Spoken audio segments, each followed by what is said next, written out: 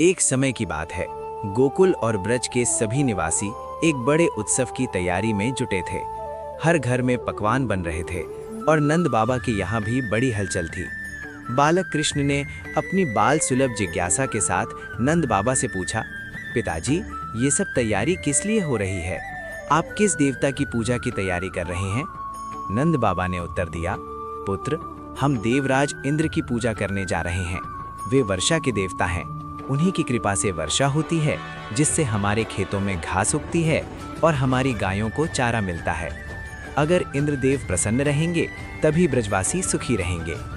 श्री कृष्ण, जो स्वयं जगत के स्वामी थे, इंद्र के अहंकार को तोड़ना चाहते थे। उन्होंने ब्रजवासियों से कहा, पिताजी, हम तो वनवासी और गोपालन करने वाले लोग हैं। हमारा आधार तो ये गोवर्धन पर्वत और ये जंगल हैं। हमारी गायें गोवर्धन पर चढ़ती हैं, वहीं से हमें शुद्ध जल और फल प्राप्त होते हैं।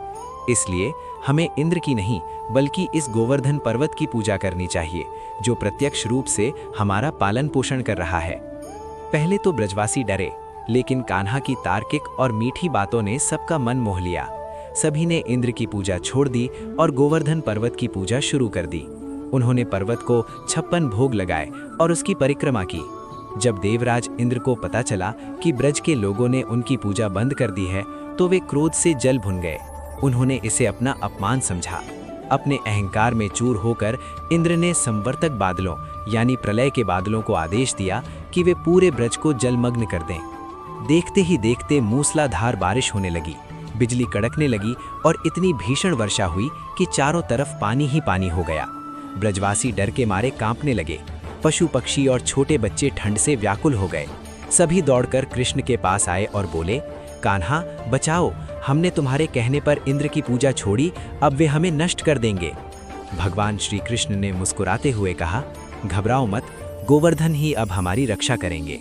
ये कहकर श्री कृष्ण गोवर्धन पर्वत के पास गए और खेल ही खेल में उसे अपने बाएं हाथ की सबसे छोटी उंगली कनिष्ठा पर उठा लिया। उन्होंने पुकारा, सभी ब्रजवासी अपने परिवार और पशुओं के साथ इस पर्वत की शरण में आ जाओ। सभी गोपी, ग्वाले और उनकी गायें उस विशाल पर्वत के नीचे इकट्ठा हो गए। 7 दिनों और 7 रातों तक मूसलाधार बारिश होती रही, लेकिन भगवान कृष्ण पर्वत को उठाए हुए स्थिर खड़े रहे। उनके प्रभाव से किसी को पानी की एक बूंद भी नहीं छुई। इंद्र ने अपनी पूरी शक्ति लगा दी, लेकिन वे कृष्ण का कुछ न बिगाड़ सके। अंततः उन्हें समझ आया कि ये कोई साधारण बालक नहीं, बल्कि साक्षात श्री हरि विष्णु हैं। वर्षा रुक गई और बादलों ने छटना शुरू कर दिया। इंद्र स्वर्ग से नीचे आए और भगवान श्री कृष्ण के चरणों में गिरकर क्षमा मांगी। उन्होंने कहा, प्रभु, मैं अपने ऐश्वर्य के मद में अंधा हो गया था। मैंने आपको पहचानने में भूल की, कृपया मेरा अपराध क्षमा करें। भगवान ने उन्हें क्षमा किया और सिखाया कि शक्ति का उपयोग रक्षा के लिए होना चाहिए, न कि अहंकार दिखाने के लिए। इसी लीला के बाद श्री कृष्ण का नाम गिरिधारी पड़ा। कहा जाता है कि उन 7 दिनों में कृष्ण ने अन्न का एक दाना भी नहीं खाया था। इसलिए जब बारिश रुकी तो कृतज्ञ ब्रजवासियों ने उनके लिए 8 पहर के हिसाब से 7 दिनों के कुल 56 व्यंजन बनाए। तभी से भगवान को 56 भोग लगाने की परंपरा शुरू हुई। ये लीला हमें सिखाती है कि प्रकृति ही ईश्वर का रूप है और हमें उसका सम्मान करना चाहिए। साथ ही ये भरोसा दिलाती है कि जब हम दुनिया के दिखावे को छोड़कर सच्चे मन से भगवान की शरण लेते हैं, तो वे पहाड़ जैसी मुसीबत को भी उंगली पर उठा लेते हैं।